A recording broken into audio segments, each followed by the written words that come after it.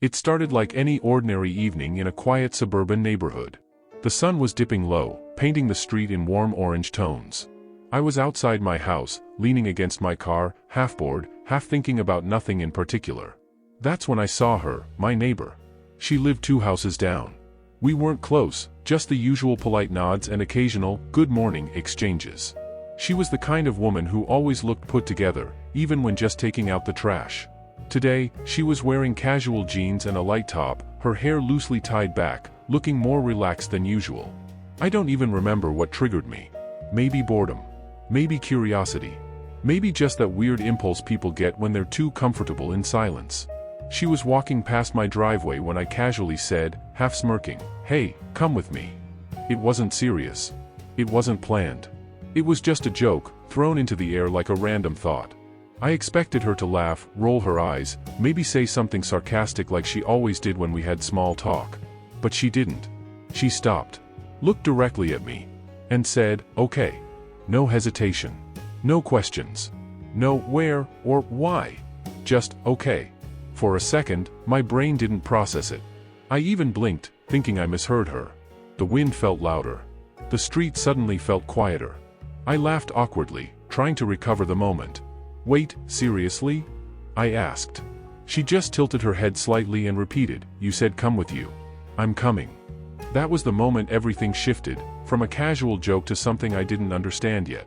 And I had no idea that this single word, okay, was about to turn my normal life completely upside down. I still thought she was joking when she actually stepped off her driveway and started walking toward me. I instinctively grabbed my keys, still unsure if this was some kind of prank I wasn't catching onto yet. "So, you're actually coming?" I asked again. "Yes," she replied simply. That's when the reality hit me. This wasn't a joke to her. We started walking down the street together, and the silence between us felt heavier than usual. I kept stealing glances at her, trying to understand what was going on in her head. She didn't seem nervous. She didn't seem excited either. Just calm, like she had already decided this long before I even spoke. "Don't you want to know where we're going?" I finally asked. She shrugged. "If you knew, you wouldn't have asked me like that." That answer confused me more than anything else. We passed familiar houses, dogs barking behind fences, kids riding bicycles. Everything looked normal, except this situation. I tried to lighten the mood. "You know I was joking, right?" She looked at me for the first time since we started walking. "And I know you didn't expect me to say yes." That hit harder than I expected. There was something unsettling about how sure she was. Like she understood something about me that I didn't understand about myself. I didn't stop walking, and neither did she. And just like that, a simple joke turned into a walk I couldn't explain. We ended up at a small cafe near the corner of the neighborhood. I didn't even plan it, my feet just led us there naturally, maybe as an excuse to reset the situation in my mind. She ordered coffee like she had been there 100 times. I ordered something I didn't really want, just to look normal. Sitting across from her, I studied her more carefully. She wasn't acting strange. She wasn't trying to impress me. She wasn't playing along like a prank. She was just present.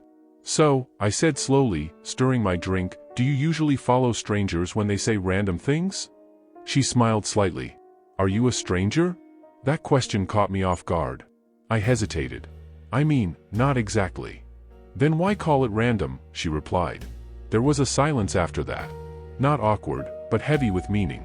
I realized she was turning my joke into something deeper, something philosophical even. And the weird part? I was starting to question myself instead of her.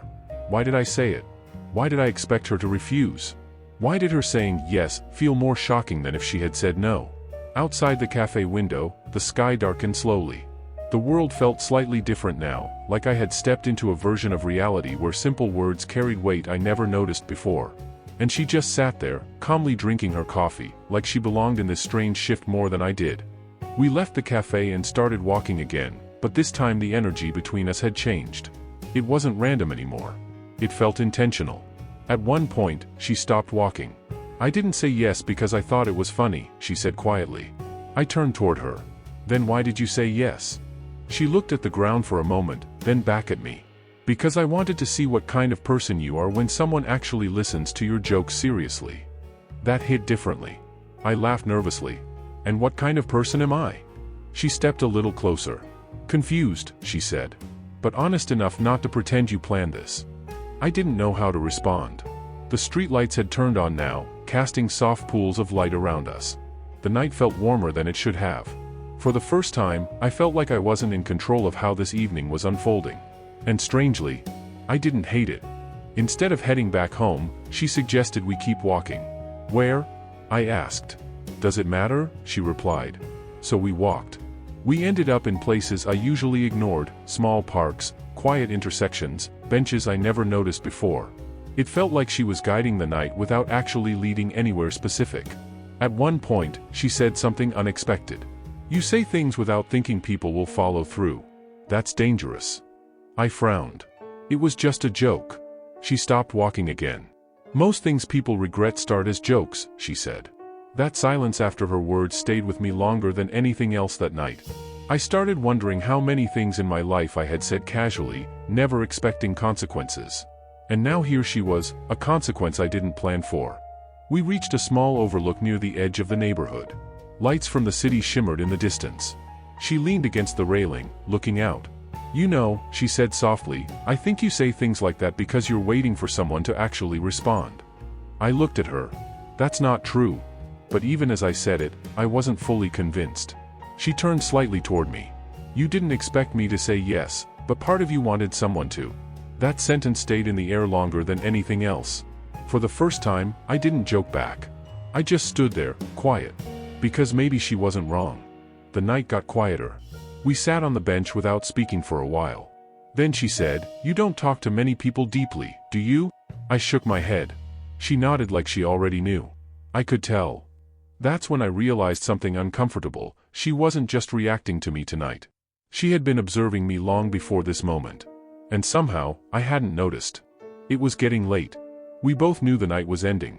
I should go back, she said. I nodded, even though I didn't want her to leave yet. She stood up, then paused.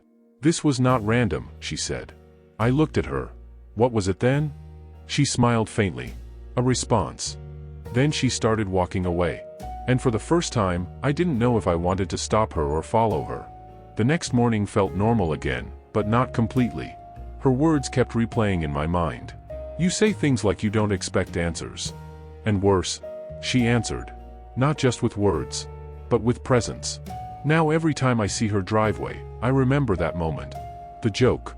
The, okay. And how something so small turned into a night I can't quite explain, but also can't forget.